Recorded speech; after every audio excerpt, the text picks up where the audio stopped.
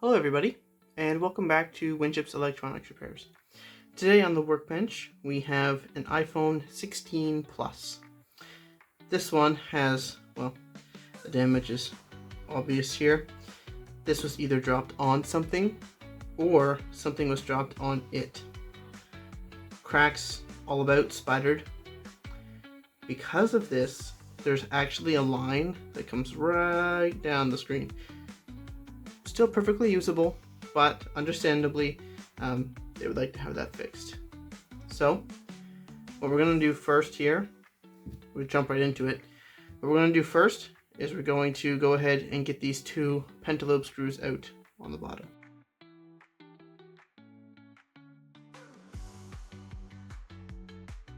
Okay, so now with those pentalobes out, the next thing that we're going to want to do is go ahead and get some heat on this. Since it's a screen, we're going to use the heat mat, so we'll just grab the heat mat and get some heat on it.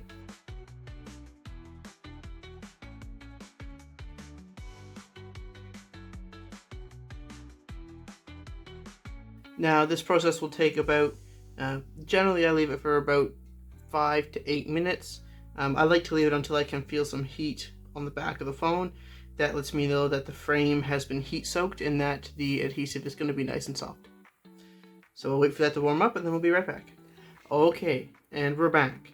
So here we can see we've reached 114 Fahrenheit. The heat mat is very warm. I can feel the heat in the back of the phone. It has been a little over 10 minutes, so we got plenty of heat in the phone.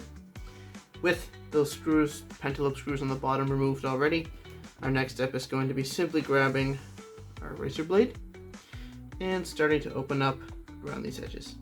Like we've always mentioned before, we're going to go straight in between the screen and the frame.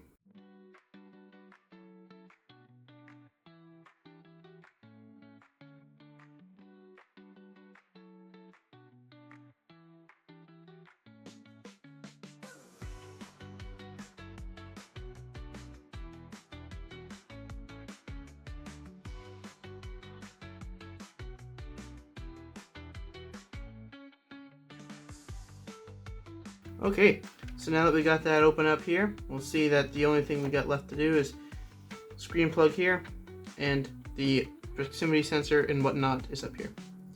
So at this point, we no longer need that heat mat, so we're just going to turn that off for now, and we're going to go ahead and get these open.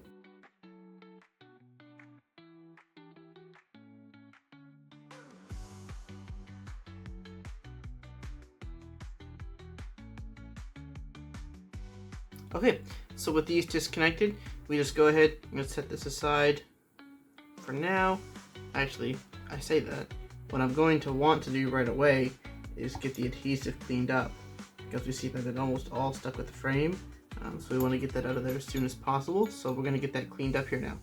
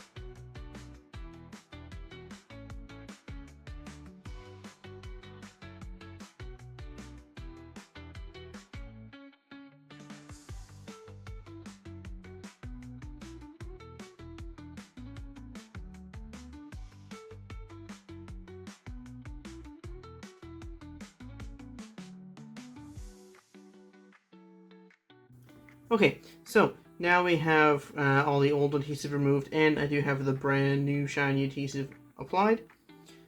This is the old screen, so we're going to go ahead, get rid of it. The new screen is not IC swappable, so I will not be able to take any of these chips with me.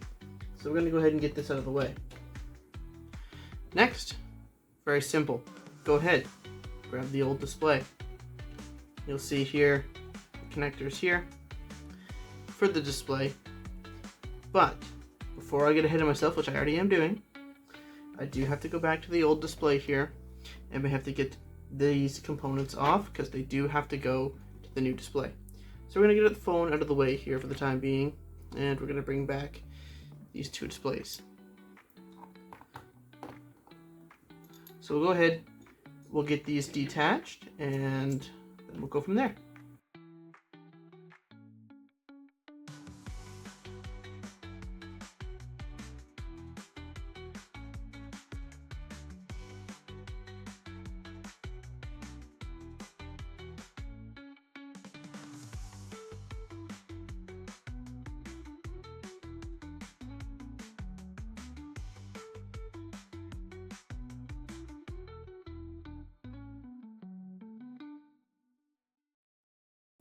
Okay, so now we got this component removed.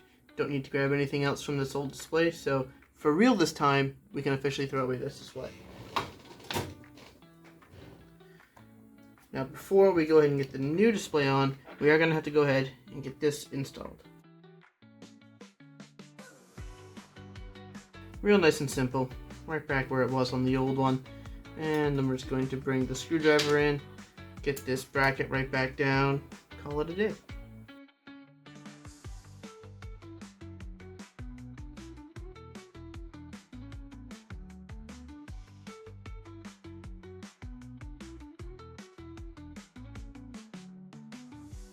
Okay, so we got that component completely installed.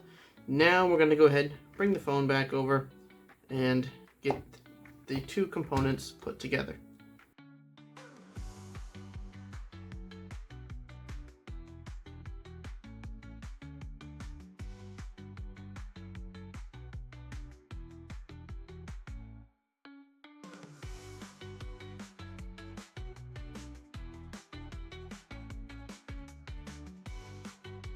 Okay, so with these two connections put down, before we go ahead and connect everything and put the brackets back on, I'm just going to do a preliminary test, make sure that the screen is going to work properly.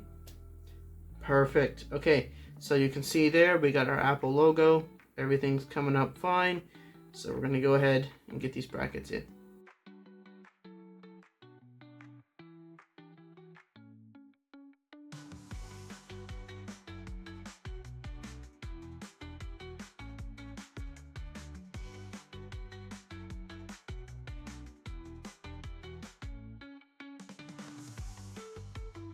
Okay, perfect. So we can see the screen came back on here.